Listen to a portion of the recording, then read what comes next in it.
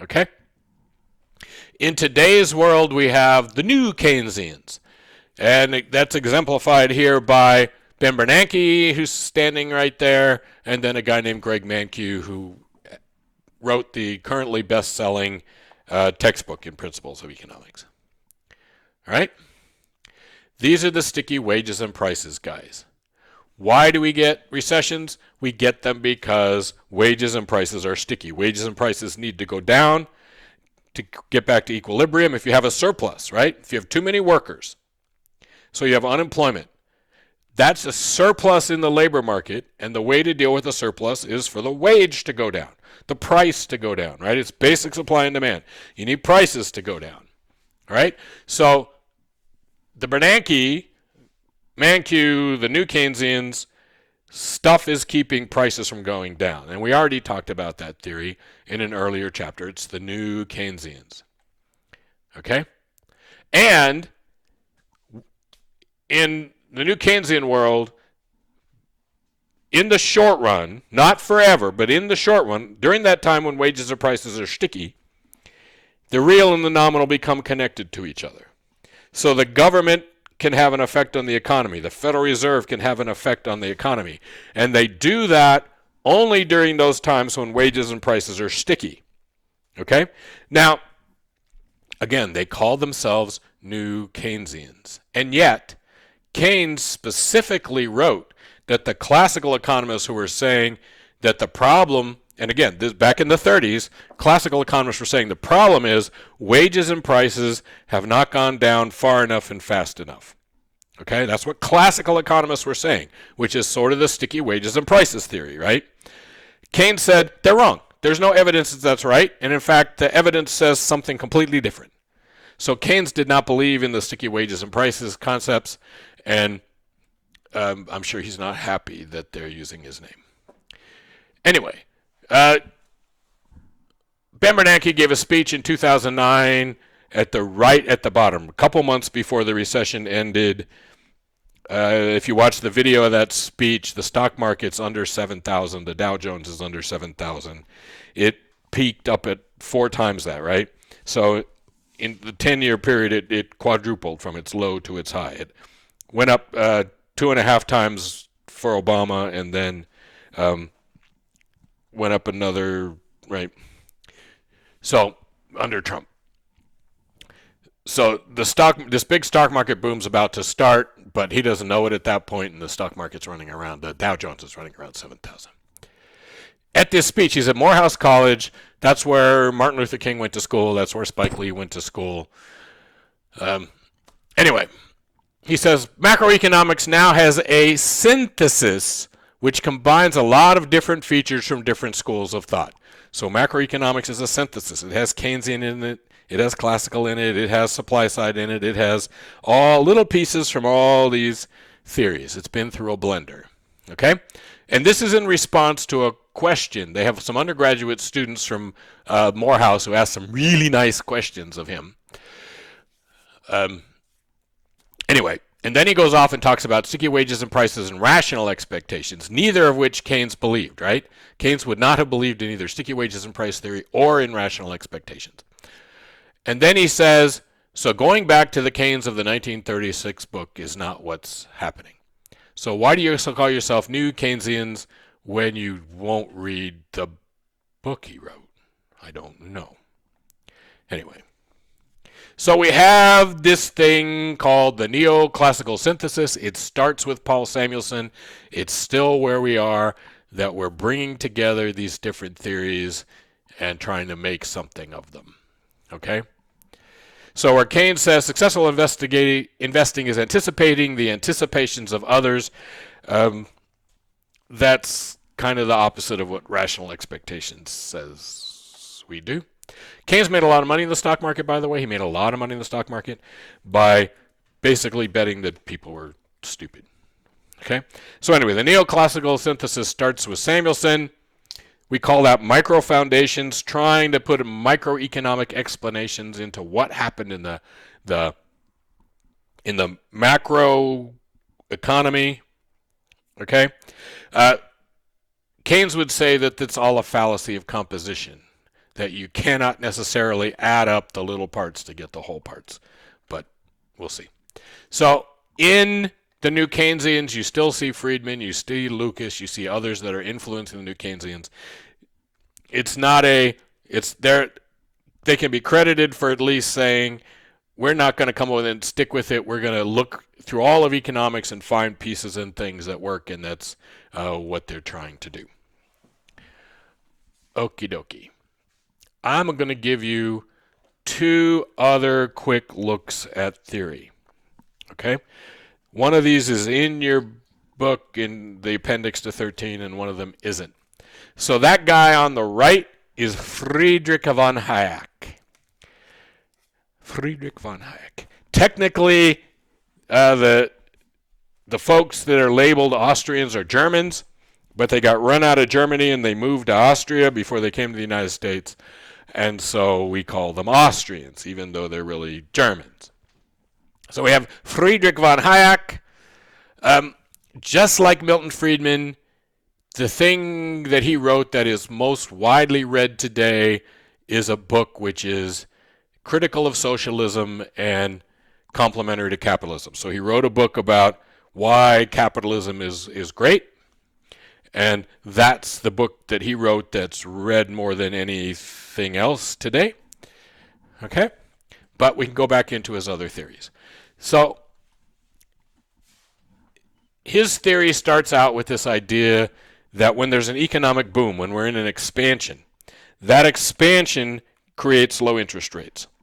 Now, when he was young Hayek, he said that this low interest rate phenomenon was a natural part of capitalism. And he didn't say it anywhere in his book, but you might have interpreted it as it being a flaw in capitalism, that business cycles, that recessions naturally are part of capitalism. Okay? Old Hayek, when he becomes old Hayek would say that it's the Federal Reserve that causes interest rates to go down during an expansion.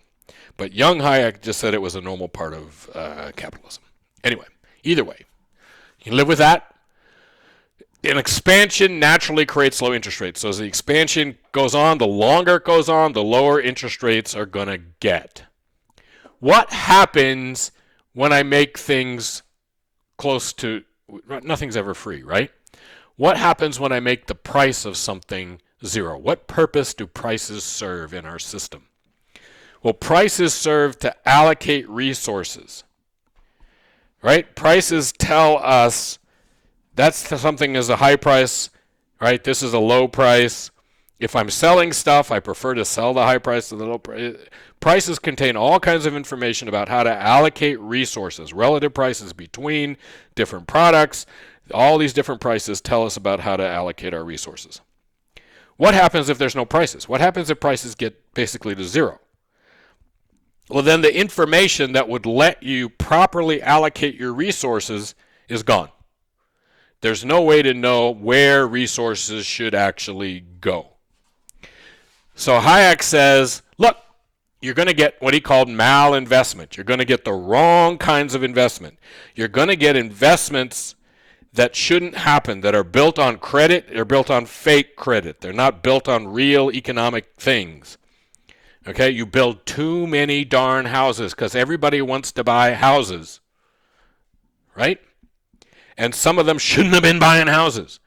But because interest rates are so low, we get malinvestment in a market, and that leads to a bubble and a crash.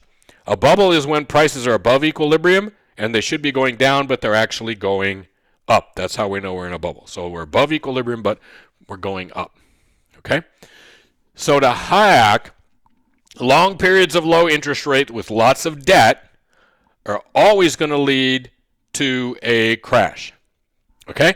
So if you're an Austrian, if you're a Hayekian, you look at the last 2 or 3 years and you say, we were about to have a crash anyhow. And there were signals in the economy that maybe the economy was going to go down and have a recession anyway without the virus in 2020. We still probably would have had a recession sometime in 2020.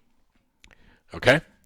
And there were signals on it. And if you're a Hayek person, you saw it coming. You just saw it coming, right? And whether or not how it would have played out, whether it would have happened, all that stuff, we don't know, because we got the virusy crash.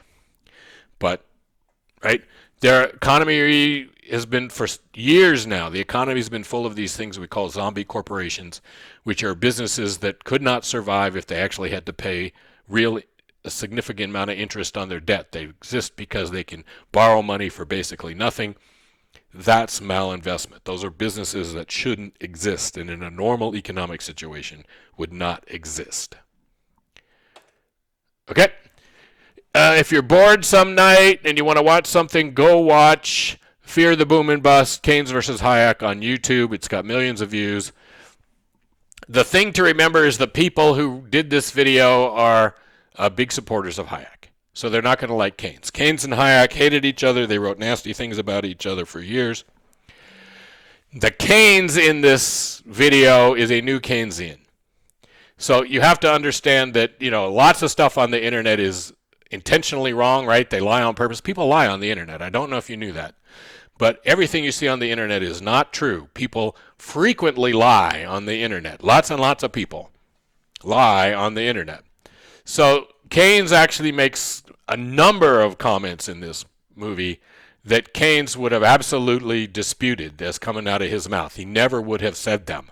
So it's a new Keynesian that's in this video, not Keynes. So it always bothers me a little. But it's really well done, and you'll really like it, and it's enjoyable, even if you realize that Keynes wouldn't have said the stuff that Keynes said. Anyway, go watch that.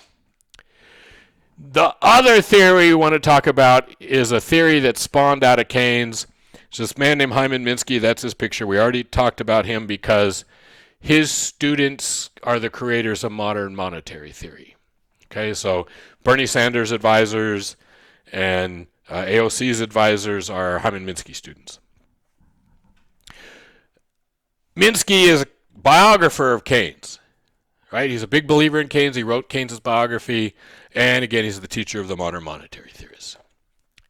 He says, look, when we're in a long expansion, a boom, we're in a long expansion. That expansion makes a lot of savings. Savings grow faster than everything else in an expansion. That's going to drive down interest rates because there's all this savings. Savings is a supply, right, of loanable funds. So savings, this huge amount of savings is going to drive interest rates down. So again, you get low interest rates. Now, if I'm an investor, I don't like it when interest rates are low. I want to get a good return on my investment. So Minsky says to get those good returns on their investment, people start making risky investments. But they convince themselves, animal spirits, they convince themselves, look, everybody's making these investments, they must be safe. Everybody's buying houses, they must be safe. Housing prices never go down. Yeah. Okay? So animal spirits will tell us that people take on these investments that they shouldn't, but because everybody else is doing it, they assume that it's risk-free, that there's no risk. All right? So people are taking on mountains and mountains and mountains of risk. Everything is built. It's a house of cards. It's all built on the idea that housing prices never go down, and if houses prices go down, the economy is going to crash, and that's what happens. Prices go too high, and you have a big crash. And Minsky says the longer the boom, the bigger the crash. Okay? Janet Yellen, who is chair of the Federal Reserve and is certainly a new Keynesian, she actually wrote a paper called The Minsky Meltdown, where this is when she was chair of the Federal Reserve, where she basically says the best explanation we have of what happened in 2007 and 2008 is from Minsky. That Minsky's theory is the best explanation of what happened that led to the financial crisis. Okay, and maybe we should listen to Minsky, which means listen to Keynes, the original Keynes, about what we should do in the future. All right, is that exciting? Yeah. All right, so I'm going to leave you here with a last quote from Keynes. if you ask me what theory I like, I actually like a theory which I didn't even put on here, which is the disequilibrium theorists from UCLA in the 70s and 80s. But anyway, Keynes said, classical theorists resemble Euclidean geometers in a non-Euclidean world who discovered that in experience straight lines apparently parallel often meet. They rebuked the lines for not keeping straight. Instead of recognizing that they should come up with new math and come up with non-Euclidean geometry, they just yell at the lines for intersecting. Okay? Keynes had lots of pithy quotes about classical economists not being really in touch with the real world. Anyway, let's go talk about some more policy issues.